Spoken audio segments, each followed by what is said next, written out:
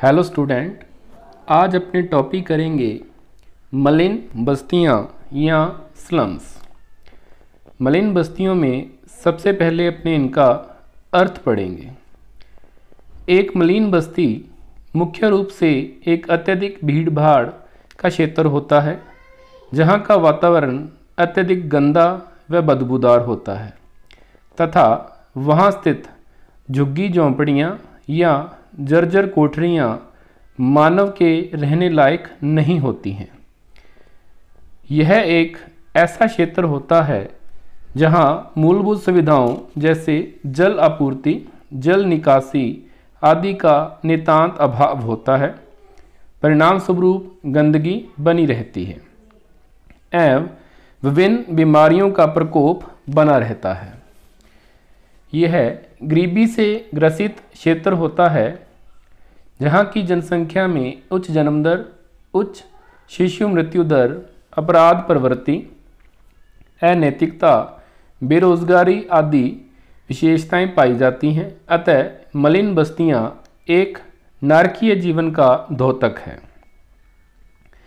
यद्यपि भारत की जनगणना 2001 के अनुसार मलिन बस्ती एक ऐसा अविरल क्षेत्र है जहां कम से कम जनसंख्या 300 हो अथवा 60 से 70 परिवार हों जो अत्यधिक संकुलित व जर्जर झुग्गी झोंपड़ियां अथवा कोठरियों में अत्यधिक गंदे वातावरण में रहते हों, जहां मूलभूत आवश्यकताएं जैसे उचित अवसंरचनात्मक आरोग्य व्यवस्था एवं जल आपूर्ति आदि का सदैव नितांत अभाव रहता हो। अतः मलिन बस्तियां नगरों या महानगरों में स्थित वह क्षेत्र है जो या तो खाली पड़ा होता है अथवा रहने की दृष्टि से सुरक्षित नहीं होता है, जिसे अत्यधिक गरीब मजदूर तथा अन्य स्थानांतरित श्रमिक अवैध रूप से कब्जा कर लेते हैं तथा उसमें आनन फानन में अपनी झुग्गी झोंपड़ियां अथवा कच्ची कोठरियां बना लेते हैं। यहाँ पेयजल, शौचालय, जल निकासी, विद्युत आपूर्ति, सड़क आदि मूलभूत आवश्यकताओं का पूर्ण अभाव होता है।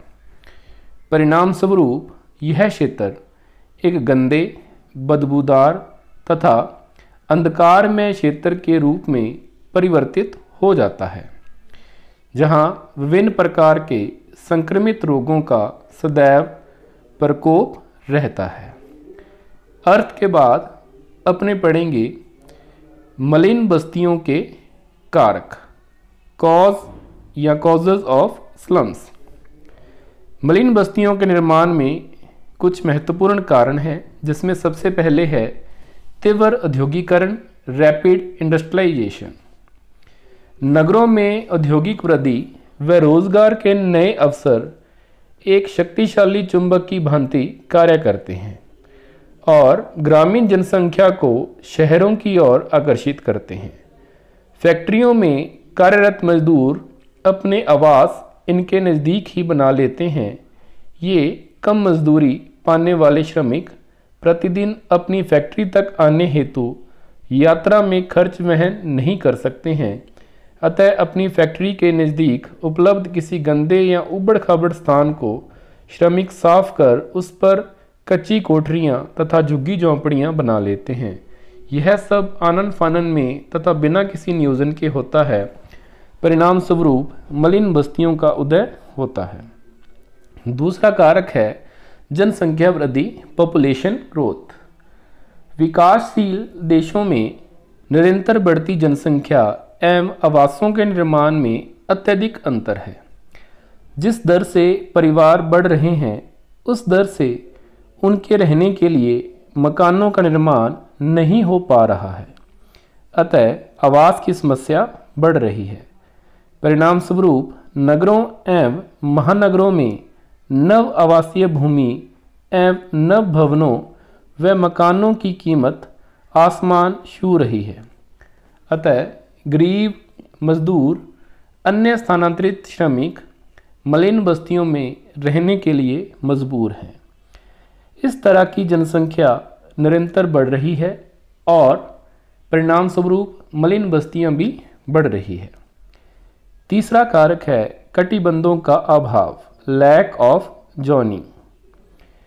यदि नगर के विकास की प्रारंभिक अवस्था में ही नगर को विभिन्न कटिबंधों जोन्स में विभाजित न किया जाए तो औद्योगिक क्षेत्र का रिहायशी क्षेत्र में अतिक्रमण संभव है और फिर शीघ्र ही इस क्षेत्र में अत्यधिक भीड़भाड़ तथा मलिन बस्तियों का निर्माण प्रारंभ हो जाता है। चौथा पॉइंट है कारकों में विकेंद्रीकरण, डिसेंट्रलाइजेशन। नगरों के विकेंद्रीकरण के कारण धनी एवं मध्यम वर्गीय लोग नगरों के नए विकसित सीमांत क्षेत्रों में बसना प्रारंभ कर देते हैं, जबकि गरीब नगर के अत्यधिक भीड़भाड़ वाले क्षेत्र में गंदे वातावरण में रहने हेतु मजबूर हैं। अतः इन क्षेत्रों में मलिन बस्तियां निरंतर बढ़ती रहती है। इसके बाद कारक है शिक्षा का अभाव, लैक ऑफ एजुकेशन। शिक्षा के अभाव में श्रमिक व गरीब लोग अपने जीवन स्तर को विकसित करने की ओर न तो आकर्षित होते हैं और न ही विभिन्न सरकारी विकास कार्यक्रमों का लाभ उठा पाते हैं। एक बार मलिन बस्ती में आकर वे वहीं के होकर रह जाते हैं और फिर विभिन्न प्रकार की बुरी आदतें जैसे जुआ खेलना, चोरी करना, शराब पीना आदि भी उन्हें लग जाती हैं। इसके बाद लास्ट कारक है गरीबी या पॉवर्टी। यदि मलिन बस्तियों के निर्माण में सहायक विभिन्न कारणों को किसी एक शब्द में प्रस्तुत करना हो तो वह है गरीबी। यह गरीबी ही है कि लोग अपने परिवार के भरण पोषण हेतु गांवों से शहरों की ओर भागते हैं और नगरों में आकर शिक्षा व जागरूकता के अभाव में तथा न्यून क्रय शक्ति, लो परचेजिंग पावर के रहते मलिन बस्तियों में बस जाने हेतु अपने को मजबूर पाते हैं। इसके बाद अगला पॉइंट है नगरीय जीवन पर मलिन बस्तियों का प्रभाव, effects of slums on town life. नगरों पर मलिन बस्तियों के प्रभावों का अपने यहाँ संक्षिप्त वर्णन कर रहे हैं। इसमें सबसे पहला है विद्युत निकासी एवं जल आपूर्ति जैसी अनेक मूलभूत सुविधाओं के अभाव में अस्वास्थ्यकर दशाएं विकसित होती है। यहाँ दूसरा पॉइंट है यहाँ सामाजिक व सांस्कृतिक जीवन का पूर्ण अभाव रहता है।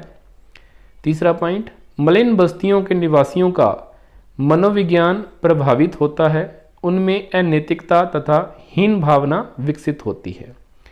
चौथा पॉइंट है मलिन बस्तियों के कार्यालयों, स्कूलों व अस्पतालों आदि के निकट बसने से शोर, धुआं तथा भीड़ जैसी समस्याओं का उदय होता है। और पांचवा मलिन बस्तियां की उपस्थिति नगरों के सौंदर्य को प्रभावित करती है। इसके बाद अपने नया पॉइंट स्टडी करते हैं मलिन बस्तियों की रोकथाम, प्रिवेंशन ऑफ स्लम फॉर्मेशन। मलिन बस्तियों के निर्माण की रोकथाम हेतु जिन उपायों को हम प्रभावी ढंग से प्रयोग कर सकते हैं वे इस प्रकार हैं। सबसे पहले सस्ती आवासीय सुविधा, चीप हाउसिंग। गरीबों के लिए उचित संख्या में राज्य सहायता युक्त सस्ते घर उपलब्ध कराए जाने चाहिए। सार्वजनिक धन को यदि इस उद्देश्य से खर्च किया जाए तो अच्छे परिणाम प्राप्त होते हैं। दूसरा, नियोक्ता हेतु अनिवार्यता, कंपल्शन टू एम्प्लॉयर्स। बड़ी संख्या में श्रमिकों को रोजगार देने वाले नियोक्ताओं के लिए यह आवश्यक बनाया जाना चाहिए कि उनके श्रमिकों हेतु आवासीय सुविधा नियोक्ताओं द्वारा उपलब्ध कराई जाए। तीसरा, इमारतों का निर्माण, कंस्ट्रक्शन ऑफ बिल्डिंग्स। भवन व इमारतों के निर्माण में कोई भी लापरवाही न बरती जाए। निम्न गुणवत्ता के भवन तथा झुग्गी झोंपड़ी व कच्चे मकानों के निर्माण न हो सकें, इसके लिए कुछ नियम बनाकर उनका कठोरता से पालन किया जाए। अगला पॉइंट, रख रखाव एवं जीर्णोद्धार, मेंटेनेंस एंड रिपेयर्स। कुछ नियम व शर्तें ऐसी बनाई जाएं कि निर्मित भवनों व इमारतों का उचित एवं एक निश्चित समय अंतराल पर उनका रखरखाव एवं जीर्णोद्धार किया जा सके, ताकि ऐसे भवन धीरे धीरे निम्न गुणवत्ता वाले भवनों के रूप में परिवर्तित न हो सकें। कालांतर में यही भवन मलिन बस्तियों के रूप में उभरते हैं। अगला पॉइंट है किराए पर रोक, रेंट रिस्ट्रिक्शन। मकान के किराए में अत्यधिक वृद्धि पर रोक लगाई जानी चाहिए, ताकि गरीब तथा निम्न आय वर्गीय निवासी अन्य मलिन बस्तियों में रहने को मजबूर न हो। हमारे देश के कई नगरों में किराया वृद्धि रोक एक्ट लागू हो चुका है। और लास्ट पॉइंट है इसमें, अवैध निर्माण पर रोक, रिस्ट्रिक्शन ऑन अनऑथराइज्ड कंस्ट्रक्शन। खाली भूमि, असुरक्षित अवस्थिति पर निर्मित अवैध भवन निर्माण पर कठोरता से कार्यवाही की जाए, ताकि ऐसे भवनों के निर्माण को रोका जा सके। इसके बाद अगला पॉइंट है नया, मलिन बस्ती उन्मूलन, स्लम क्लियरेंस। मलिन बस्ती उन्मूलन की दो प्रमुख विधियां हैं, सुधार विधि तथा संपूर्ण निष्कासन विधि। सबसे पहले सुधार विधि या इम्प्रूवमेंट मेथड की अपने बात करेंगे कि ऐसी मलिन बस्तियां जहां मकान तो अच्छी अवस्था में होते हैं, किंतु जल निकासी तथा अन्य आरोग्य व्यवस्था सुविधाओं के अभाव से वहां का वातावरण एक मलिन बस्ती जैसा होता है, वहां सुधार विधि द्वारा बस्ती का विकास किया जाता है। इस विधि के अंतर्गत बस्ती में स्थित गड्ढों तथा निचले भागों को मिट्टी से भरा जाता है, जल निकासी हेतु नालियां बनाई जाती हैं, अवरोधप्रद मकानों को हटाया जाता है। इस प्रकार के कई कार्य किए जाते हैं। इसके अतिरिक्त मार्गों का विस्तृतीकरण तथा अन्य सार्वजनिक सुविधाओं जैसे जल आपूर्ति, विद्युत आपूर्ति आदि भी उपलब्ध कराई जाती हैं। भारत सरकार द्वारा मलिन बस्तियों के वातावरण सुधार हेतु निम्न न्यूनतम मानक निश्चित किए हैं। जैसे पहला, मलिन बस्ती में रह रहे प्रत्येक 150 व्यक्तियों हेतु एक पानी की टंकी। दूसरा, मलिन बस्ती के प्रत्येक 20 से 25 व्यक्तियों हेतु एक शौचालय।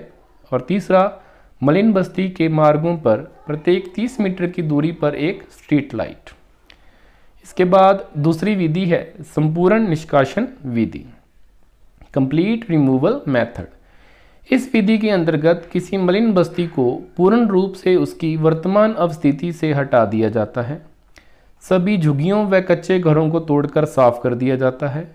साफ की गई जगह का प्रयोग मार्गों के विस्तृतीकरण, नए भवनों का मानक अनुसार निर्माण, मनोरंजन हेतु पार्क आदि के लिए किया जाता है।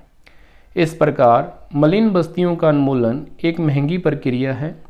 तत्पश्चात विस्थापित मलिन बस्तियों के निवासियों को किसी अन्य सुरक्षित स्थान पर पुनर्स्थापित किया जाता है। वहां उन्हें सरकार द्वारा निश्चित किए गए मानकों के अनुसार आवासीय सुविधाएं उपलब्ध कराई जाती हैं। इसके बाद इसमें अगला मेन पॉइंट है अपना, मलिन बस्ती उन्मूलन योजनाओं हेतु आर्थिक सहायता, financial assistance for slum clearance scheme. मलिन बस्तियों के उन्मूलन हेतु पर्याप्त धन की आवश्यकता होती है, अतः उन्मूलन योजनाओं की सफलता हेतु आर्थिक संसाधनों का ठीक विश्लेषण तथा व्यवस्था कर लेनी चाहिए। वित्त प्रबंधन, फाइनेंशियल मैनेजमेंट इस प्रकार किया जाना चाहिए कि उपलब्ध सीमित संसाधनों से ही अधिकतम लाभ उठाया जा सके। मलिन बस्तियों की उन्मूलन योजनाओं की सफलताओं हेतु कुछ महत्वपूर्ण उपाय किए जाते हैं। जैसे पहला, ग्रामीण तथा नगरीय आवास हेतु राष्ट्रीय आवास कर का वितरण।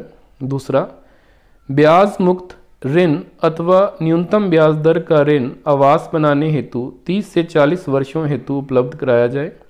तीसरा, भाग्य पत्रक कोष लॉटरी फंड। चौथा, जीवन बीमा निगम द्वारा ऋण के प्रावधान पर छूट, और 5वां नगरीय संपत्तियों पर सरचार्ज आदि। इसके बाद लास्ट पॉइंट है अपना योजना की आवश्यकता, नीड ऑफ प्लानिंग। नगरों के उपरोक्त दोषों को दूर करने के लिए यह आवश्यक है कि नगरों का पुनर्निर्माण किया जाए और योजना बनाकर उपरोक्त दोषों को दूर किया जाए तथा औद्योगिक क्षेत्रों का भी सुनियोजित विकास किया जाए। योजना बनाकर नगरों के बाहरी और के विस्तृत भागों में चौड़ी सड़कों की कम मंजिलों की बस्तियां बसाई जाए। मिलों में काम करने वाले श्रमिकों के लिए मिलों से दूर नगर के बाहरी भागों में साफ सुथरे और स्वास्थ्यपूर्ण मोहल्ले बसाए जाएं और उनके प्रतिदिन मिलों में आने जाने के लिए परिवहन का प्रबंध मोटर गाड़ियों या रेलगाड़ियों द्वारा किया जाना चाहिए। नगरों के प्लान बनाने में भूगोलवेत्ताओं की सहायता लेना उपयुक्त और आवश्यक है। नगर में चौड़ी सड़कों, बिजली जल पूर्ति, चिकित्सा और शिक्षा की सुविधाओं की योजनाओं को बनाकर उनको तत्परता से क्रियान्वित करना चाहिए।